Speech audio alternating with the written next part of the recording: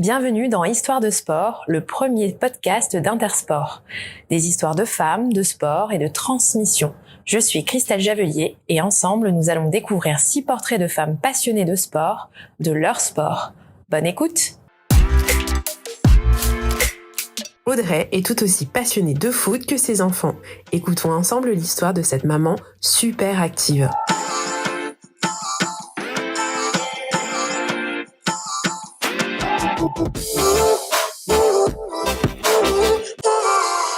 Bonjour Audrey et bienvenue dans Histoire de sport. Merci, bonjour. Peux-tu te présenter ? Alors, je m'appelle Audrey, j'ai presque 36 ans dans un mois et je suis enseignante, j'ai 3 enfants, j'habite à Fresnes dans le 94, pas très loin de Paris.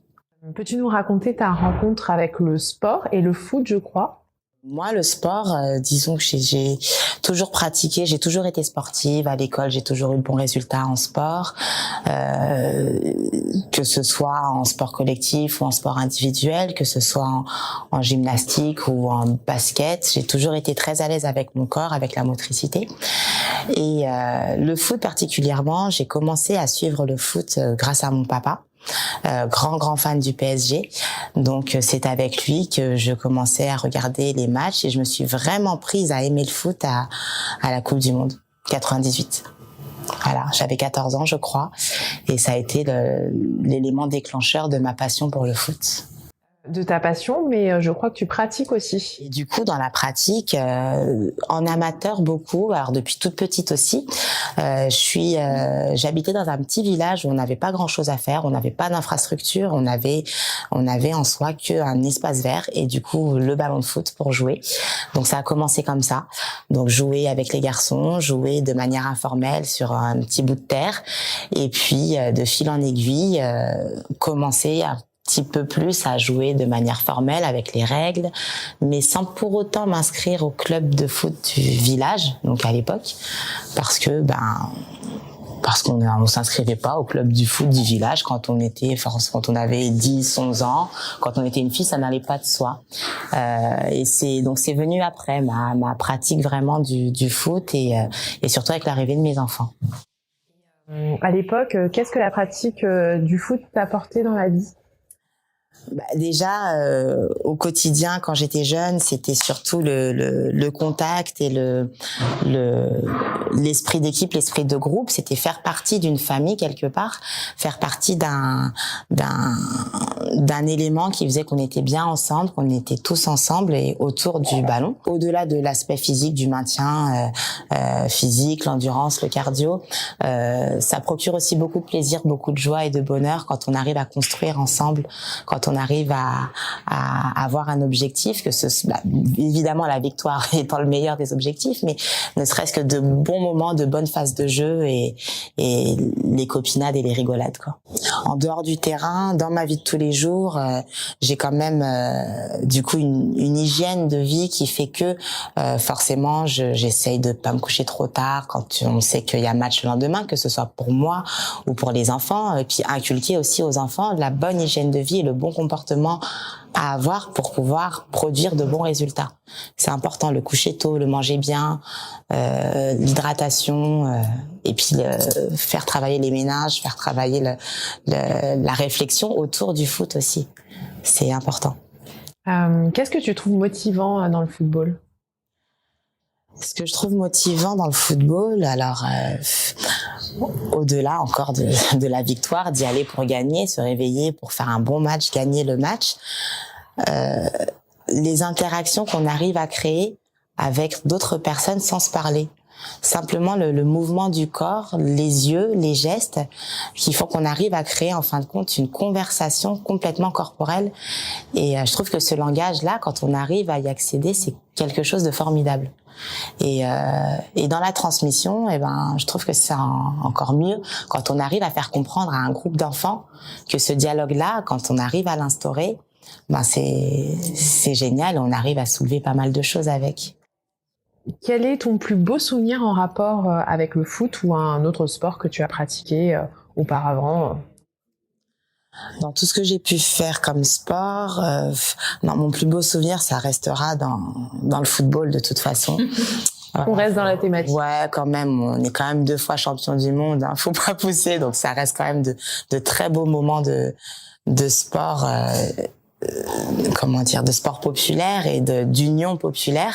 Je trouve que voilà, s'il y a quelque chose qui rassemble, on a beau critiquer le foot, on a beau critiquer plein de choses, mais ça, quand ça se passe bien, tout le monde est content. Je trouve que c'est pas mal. Et sinon, c'est la victoire, la qualification en règle générale dans les tournois, dans les championnats des enfants. Je trouve ça formidable. Vivre le foot, c'est différent de pratiquer le foot, et d'en vivre le foot, c'est quand même pas mal aussi. On a de bons moments et de bons souvenirs en tant que... Et du coup, est-ce que tu aurais un souvenir en particulier à partager avec nous, justement, lié au foot? Un souvenir personnel? Je crois le plus beau souvenir, c'est cet été, durant la qualification de mon fils à un tournoi à la Paris World Games, des tournois qui ont lieu là juste début juillet, et ils ont réussi à se qualifier en phase finale face à une équipe égyptienne qui était très dure à jouer. Le match était quasiment donné pour eux, mais ils ont réussi, les enfants, à trouver les ressources dans les dernières minutes et faire une remontada et réussir à gagner ce match. Et je crois que ça reste l'un de mes plus beaux souvenirs en tant que maman de sportif, en tout cas. Qu'est-ce qui a été à l'inverse le plus difficile, le moment le plus difficile? Est-ce qu'il y en a eu un déjà? Pas forcément. J'ai jamais trop associé le sport avec des moments douloureux. C'est au contraire le sport m'a permis à un moment donné de me sortir de moments douloureux. Donc j'ai pas eu l'occasion de l'associer à quelque chose de négatif ou de triste. Donc j'ai pas forcément eu de mauvaises expériences ou d'expériences tristes par rapport au football, sachant que dans la pratique, quand on perd, quand les enfants perdent, on en apprend toujours quelque chose. Donc à ce jour, j'associe pas ça à de la tristesse. Est-ce que on a déjà tenté de te décourager déjà de pratiquer le football ou un autre sport? Non, pas forcément. J'ai pas forcément de moments où je me suis dit non, c'est pas pour moi, le foot c'est pas pour moi, ou l'athlé c'est pas pour moi. J'ai toujours été poussée ou encouragée, que ce soit par la famille, par les parents ou autres. Après, c'est vrai que il y a des moments où l'on sent en tant que fille, c'est pas forcément facile. Alors, pas pour moi en particulier, mais je vois les petites filles footballeuses à l'heure actuelle, elles sont souvent dans des équipes de garçons, parce qu'il y a pas, tous les clubs ne proposent pas de section féminine pour le moment, donc elles sont contraintes en fait de jouer avec les garçons, ce qui n'est pas plus mal parce qu'elles élèvent leur niveau. Mais des choses bêtes, c'est on arrive en tournoi et pour ces 2-3 filles-là qui vont être présentes dans le tournoi, il n'y a pas de vestiaire. Elles peuvent pas se changer tranquillement, elles ont quand même 10 ans. L'intimité, la timidité, la pudeur, à 10 ans, c'est présent. Et à 10 ans, on n'a pas forcément envie de se changer dans le même vestiaire que ses copains, même si c'est les coéquipiers, on a des corps différents, donc on préserve son corps. Et se faire entendre dire par les organisateurs de tournois, elle a qu'à se changer dans les toilettes, je trouve que c'est un peu décourageant en fait quand on est une petite fille. On n'a pas à aller se changer dans les toilettes, il faudrait juste penser à ouvrir un vestiaire qui va servir aux 2, 3, 4 filles qui seront là ce jour-là dans le tournoi. Donc c'est un peu décourageant quand on... Ouais. Est-ce que tu penses à d'autres clichés, par exemple, auxquels tu aurais pu être confrontée dans ta pratique, des clichés envers les femmes? Non, pas forcément. Je trouve que en tant que femme, on peut réussir à s'imposer dans le sport que l'on a choisi. On peut réussir à prouver que l'on veut aussi bien, avec nos performances à nous, avec nos compétences à nous, bien évidemment. On va pas aller se mesurer aux compétences masculines parce que physiologiquement, on n'est pas fait pareil. Mais je pense qu'on peut réussir et qu'on réussit à s'imposer. De plus en plus. De plus en plus, en tout cas. Est-ce que ta relation avec le sport a changé depuis que tu es devenue maman? Ah bah oui, déjà. Tout a changé. Tout a changé. En plus, oui, j'ai 3 enfants, même 4 enfants avec ma belle-fille. Donc c'est une famille nombreuse au quotidien. Donc au quotidien, il faut savoir trouver le temps de se dire à quel moment je vais faire du sport. Et à vrai dire, quand les enfants sont tout petits, je l'ai pas trouvé ce temps-là. Je l'ai pas trouvé. Je commence maintenant qu'ils grandissent, maintenant qu'ils accèdent un peu plus à l'autonomie chacun, à retrouver ce temps-là et à me replonger dans la pratique de plus en plus. Et est-ce que tes enfants font du sport? Donc tu m'as parlé de tes fils qui faisaient du football aussi. Petit footballeur, bien évidemment. Est-ce que tu peux en parler? Parce que ça a changé aussi, je pense, ta façon de voir le sport, puisque maintenant tu es supportrice aussi. Voilà, donc dans un premier temps, le sport par procuration, en fait, par manque de temps, écoute, il fallait sacrifier mon temps pour eux. Et donc ils sont footballeurs, en tout cas les garçons, en U11 pour le plus grand, U9 pour le deuxième, dans un club de foot dans ma ville. Et du coup, ils font beaucoup de sport. C'est 2 séances d'entraînement dans la semaine et les matchs tous les week-ends. Ça demande beaucoup de sacrifices en termes de famille. Une organisation familiale aussi qui tourne vraiment autour de leur sport. Parce que pour l'instant, ils n'ont pas décidé d'abdiquer sur le sport. Ils sont bien dedans. Ils veulent continuer. Et puis nous, on les pousse et ils ont une pratique très régulière et ils arrivent à se construire avec cette pratique-là. Ils forgent leur caractère et je trouve, pourvu que ça dure pour eux, pourvu que ça dure. Comment est-ce que tu essaies de les accompagner au quotidien dans l'organisation, comme tu disais, ou est-ce que tu essaies de parler un petit peu avec eux du mental C'est très important de débriefer pour nous, mon mari et moi-même, on les débriefe beaucoup. Pendant un match, alors on les laisse du mieux que l'on peut vivre leur match, c'est leur moment, ils doivent prendre leurs décisions et après on en parle. En cas de victoire, tout va bien, tout le monde est content. En cas de défaite, on essaye de comprendre le pourquoi du comment, comprendre le rôle de chacun dans la défaite et puis surtout leur faire assimiler que c'est l'addition de petites erreurs qui font ce sport-là et qui amènent l'une des 2 équipes à la victoire. Donc comment réduire le nombre d'erreurs, en fait, c'est ça la question et c'est tout le cérébral du football que nous, on essaye de leur apporter en tant que parents et dédramatiser les situations et pour qu'ils vivent quand même leur passion avec beaucoup de plaisir quand même. Tu penses que le sport, en fait, est vecteur de valeurs? Quelle valeur, par exemple Alors, en tant que sport collectif, en tout cas le football, c'est un sport collectif qui les valeurs de courage, d'entraide, de sacrifice, de volontarisme aussi, si je puis dire les choses ainsi, le don de soi. C'est des valeurs que le sport va transmettre. Ils n'iront pas trouver ce genre de choses ailleurs. Il y a l'éducation en général et le sport fait partie intégrante de l'éducation. On ne peut pas éduquer un enfant sans lui inculquer, à mon sens, des valeurs que véhicule le sport. À l'école, au quotidien, les enseignants font du sport, mais vraiment l'éducation physique pour amener tout ce qui est éducation à la santé, éducation à l'hygiène de vie. Voilà, on n'est plus sur ces axes-là. Mais le sport, le dépassement de soi, voilà, c'est dans un club qu'on va le chercher, c'est au sein d'une association qu'on va le chercher, c'est avec un coach qui est partie prenante qu'on va le chercher. Et tout ça, c'est bien que l'enfant en ait conscience et c'est bien qu'il puisse donner à travers le sport. Y a-t-il une sportive que tu admires particulièrement? Ouais, j'ai grandi dans les années 90 forcément. Donc j'ai beaucoup suivi Marie-Josée Pérec. J'ai énormément suivi les Jeux Olympiques et j'arrive pas à ce jour à retrouver un engouement avec un sportif aujourd'hui qui m'a donné autant de bonheur que Marie-Josée Pérec. Qu'est-ce qui t'a plu en fait chez Marie-Josée Pérec? C'est sa force, son courage, sa pugnacité à réussir. Lorsque plus personne croyait en elle, moi j'étais persuadée de croire en elle et qu'elle allait revenir et qu'elle allait vaincre. Et après, dans un autre domaine, dans un autre registre, un monde que je ne connais pas du tout, il y avait une sportive qui m'impressionnait beaucoup, c'est Surya Bonali.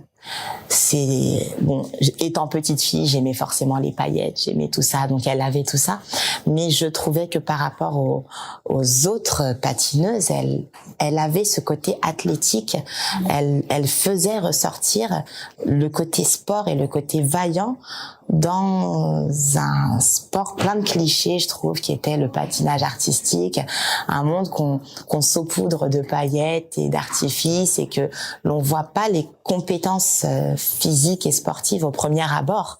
Mais je trouve que Surya Bonaly, justement, elle faisait ressortir tout ça dans ce sport-là. Représenter la femme forte. Voilà, une vraie femme forte. Donc, merci à Surya Bonaly pour les patineuses. Est-ce que tu dirais, justement, là on parle de sport féminin, est-ce que tu dirais que le sport féminin n'est pas assez médiatisé en France ? Ouais, je pense que c'est encore un peu compliqué ça. C'est encore un peu compliqué. On essaye de surfer sur la vague de la Coupe du Monde avec les joueuses de foot. Mais j'ai l'impression que la Coupe du Monde féminine n'a pas autant pris que ça, n'a pas généré autant d'engouement qu'on aurait pu l'espérer. La faute à qui, la faute à quoi? Je ne sais pas si les médias sont assez partie prenante dans l'affaire.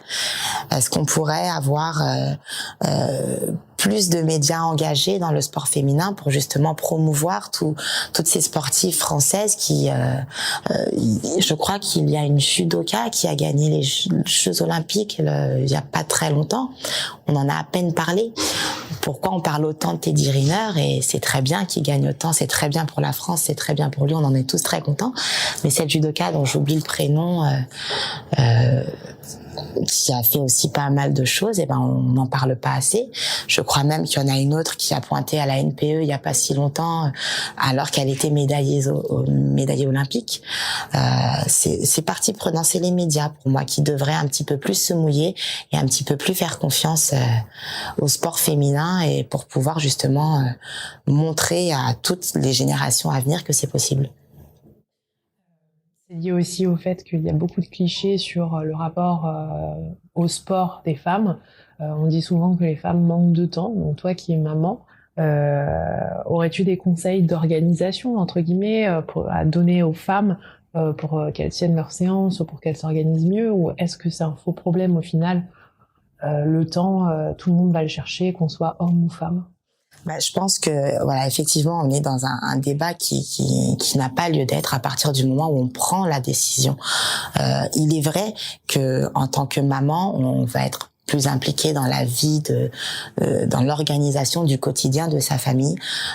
Cependant, je pense qu'une fois qu'on a défini nos objectifs, une fois qu'on a défini dans quel type de sport on voulait s'inscrire, que ce soit du sport collectif, du sport individuel, du training ou autre, une fois qu'on est au clair avec ce que l'on veut et ce que l'on souhaite, il n'y a plus qu'à naviguer vers son but, son objectif et surtout prendre les petites 5 minutes qui font que là, ça y est, j'y vais. C'est juste prendre la décision de dire, c'est bon, j'y vais.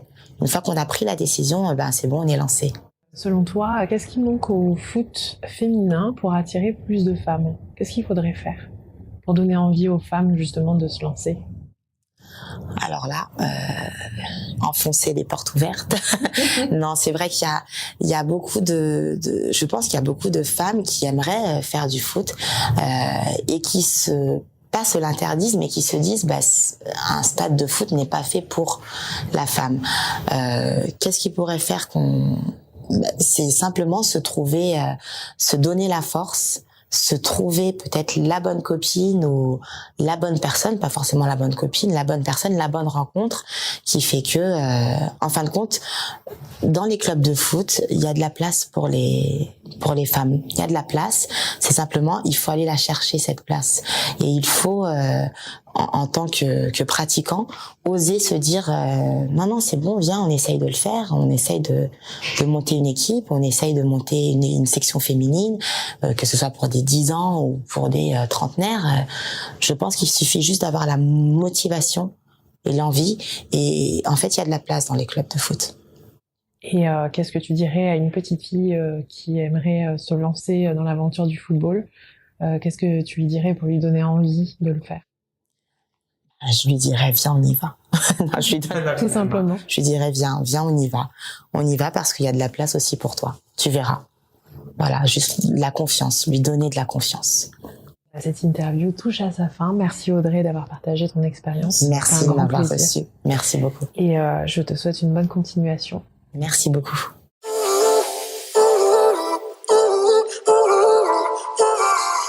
Merci à mon invité pour cette conversation personnelle et passionnante autour de son histoire et de son sport. Quant à vous, je vous dis merci de votre écoute et vous donne rendez-vous très bientôt pour un nouveau portrait de femme inspirante dans Histoire de sport.